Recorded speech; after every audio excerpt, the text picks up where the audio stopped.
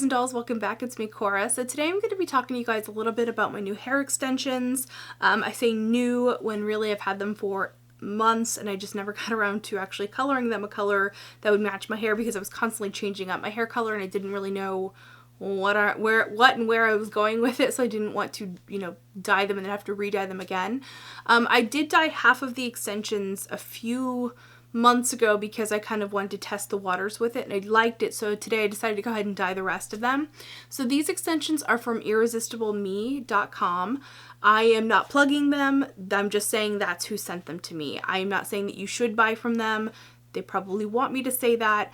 I don't actually have a lot of experience with extensions. This is my first set of extensions, so I literally don't know squat.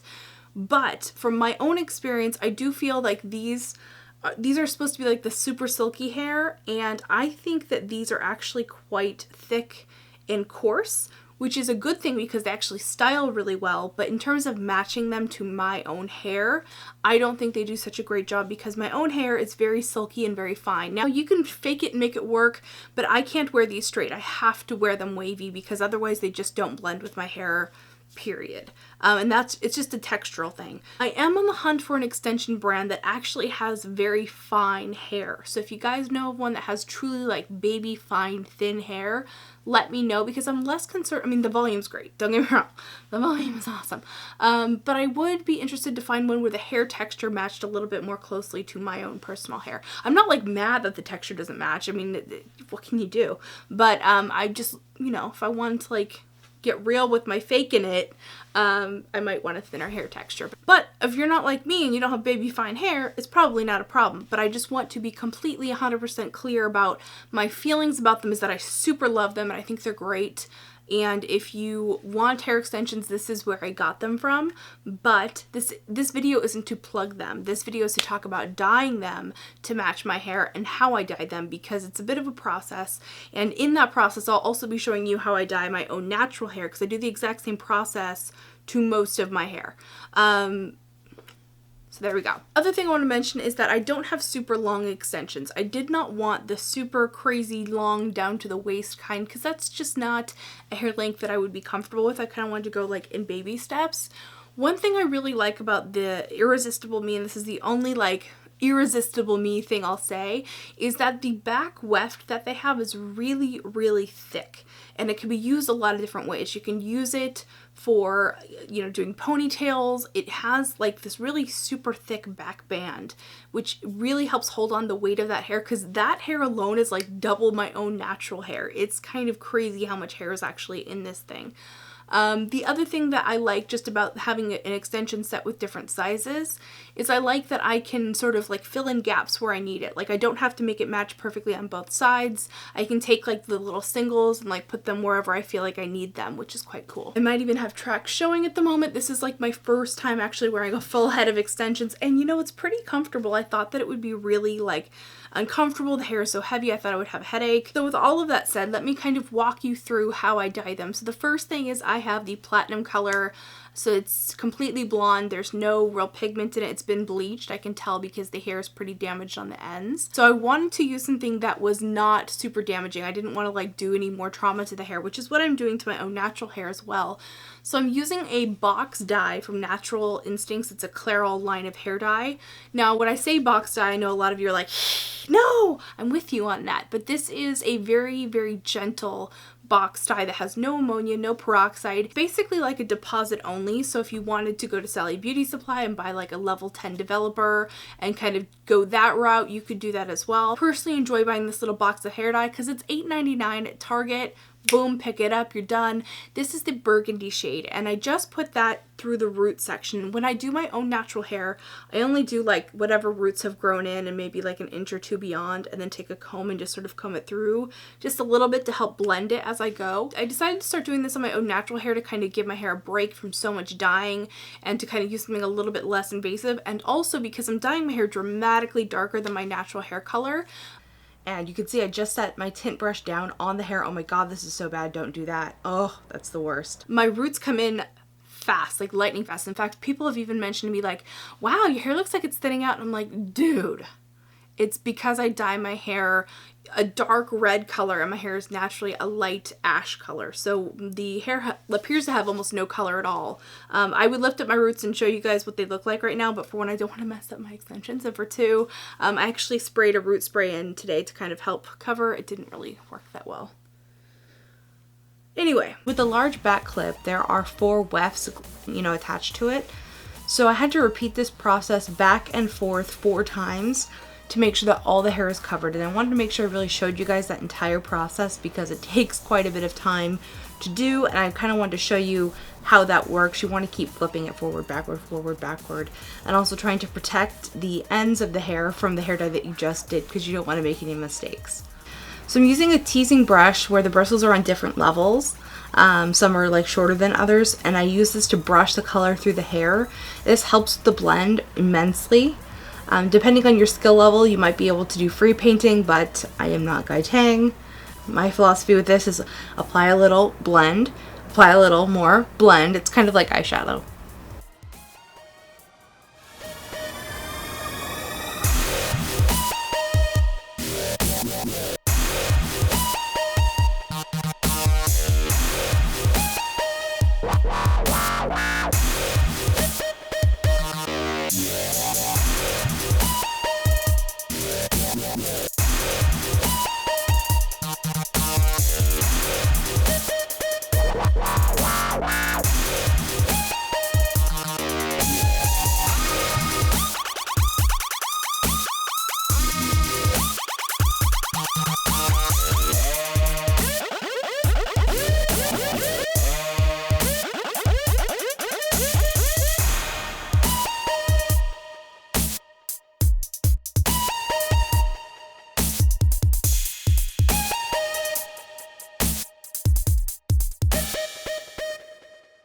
So I put that down first. I did have one where there were a couple of weird patches on it. I wasn't being super careful on that one, so it does have a little speckly, spotty parts, but I'm going to show you guys how I cover that up with the other hair dyes, and it's actually over here in this section, and you can't see it, it's fine. The dyes that go over it as well kind of help to cover that up. So once I had the burgundy on from Natural Instincts, I took a little bit of this orange dye that I have. This is from a brand called Fabuloso. This is sort of like it's like a colorful conditioner that you can put on your hair in the shower. I was using both the copper and the mahogany a lot last year when I had red hair. So I have them on hand. I decided to use them up in this way. I mixed it with a whole bunch of conditioner, and I used it to sort of blend the Natural Instincts, more traditional type hair dye in with just the blonde part to sort of give it a transition, give it that ombre look. This acts sort of like a fill. So it's going to stop the special effects dyes that I put on top of it from being as intense because I want them to be slightly muted. So after that develops for whatever amount of time, I think it's like 20 minutes or something like that, I go ahead and rinse that out and I shampoo it 2 or 3 times because I want all of that dye to be out so it can then accept the next color on top of it. And then I blow dried them, which is a process. Oh my gosh, I can't believe how long it took to blow dry these things. It was insane. Went and did something that I personally called over dyeing, which is where I take something like Special Effects or Manic Panic or one of those vegetable-based non-invasive dyes that basically just coat the hair in color. They don't do any damage, they're not permanent. You know what I'm talking about. Crazy fun color dyes. Pravana has dyes like this. It's endless, but I don't really know like the name. I guess fashion colors is what some people call it, but you get the point. It doesn't have ammonia peroxide, nada. It's not going to strip or open the cuticle in any way, shape, or form.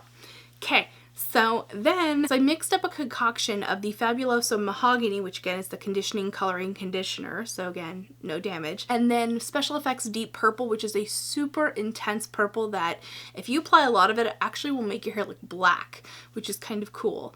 I mix those two together, and then I get this sort of really fun burgundy shade, and I kind of use the back of the box that I was dyeing my hair on to kind of check the color and see kind of where it's at. And then I added a ton of conditioner, like a literal boatload of conditioner. I used a little bit of the conditioner that came with the Natural Instincts box, and I also used a little bit of the sample ones that I got from Sally Beauty Supply, which I was like, well, what am I going to do with these? Boom, use them for hair dye. Perfect. So I mixed up that concoction, made sure I had plenty of it because I had a lot of extensions to color, and I started to bring that through just right over where I'd put the burgundy color. Put it right over and added it a little bit lower down again to kind of get that blend. So we're going to have that color right. In fact, let me go ahead and take one of these out so you guys can see. So the burgundy was already through this part of it, and then I pulled the like mahogany and deep purple concoction just a little bit lower so that it would blend in with the pinks that I was going to do on the bottom. So I went ahead and put that through all the extensions and sort of used my comb to brush it through. I think that really helps. The brush that I'm using for this is a boar bristle brush that has longer hairs. It's meant for teasing the hair, but the longer pieces kind of hold the hair in place, where the boar bristle ones sort of pull the color through a little bit better. It works really well. I don't know exactly why it works, but it works for me really well, and I do that also on my own hair. I do this exact same process again on top of this hair. Actually, I haven't done the mahogany and deep purple treatment to this hair in quite a while, so this is actually just the box dye right here on top, and a little bit of the faded other stuff. It lasts incredibly well.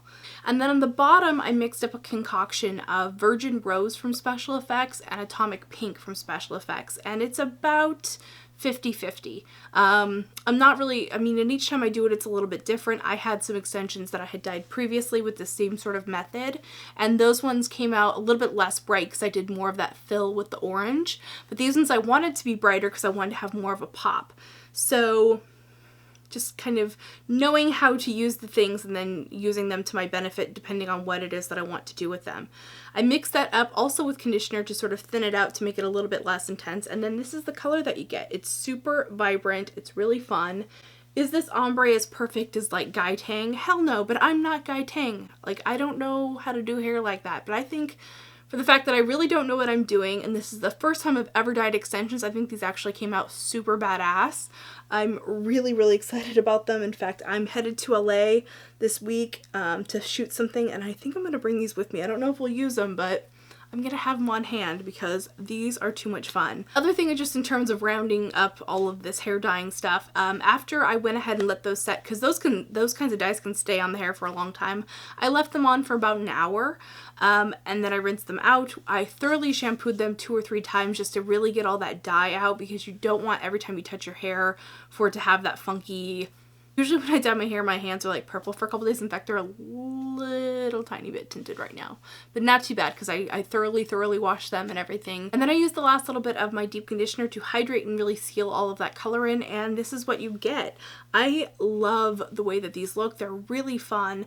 You know, the one caveat is that I do have to wear them kind of curly, but I do think that that also kind of just generally helps them hide. I like having the option to have long hair when I want it. I think it's a really fun tool for doing different things with hairstyling, and I'm excited to finally get a chance to explore that. In fact, I did have these in. I filmed a video with Mode way back in March, and it actually is already up. I'll go ahead and have a link to that in the description bar as well, where I did sort of like a chignon type thing, and I used extensions to have a little bit more hair with which to do it, because you guys have seen my videos. You know that my hair is not like this. Even if I were to grow it out, it'd be thin and wispy because that's my hair type. Now that I also have that large weft in the back properly colored, I can also use that for ponytails and all kinds of fun stuff. I've been watching a lot of Vintage Vanities videos, and she uses hair extensions all the time in her tutorials, and I'm always like, oh, I want to do it. Let me know if you guys have any further questions in the comment section down below. I will have a list of everything that I used in the description bar so you guys can know things that you'll need, like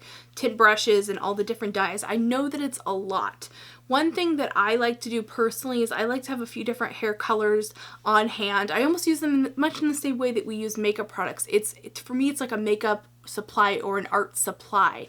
So I have a few different colors on hand so that I can mix them. Not everyone's going to want to do that. Not everyone has to do that. That's just what I like to do, and I just wanted to show you guys the authentic process of what I do, not only to my own hair but to my extensions. This is kind of like my first like little foray into extensions, and I am digging it. I can't wait to go show Mikey. He hasn't seen them yet. He's actually downstairs cooking us tacos. I'm super excited. I'm leaving for LA in the morning. I'm doing something. I'm not allowed to tell you guys. I'm filming something. That's all I can say. They won't let me say anything other than that. But I'm going to go to LA, so he's cooking me a little goodbye dinner. It's very sweet. So I'm going to go eat that. I'll see you guys in my next video. Remember to be vintage or tacky. Just be your own kind of beautiful. See you. Bye.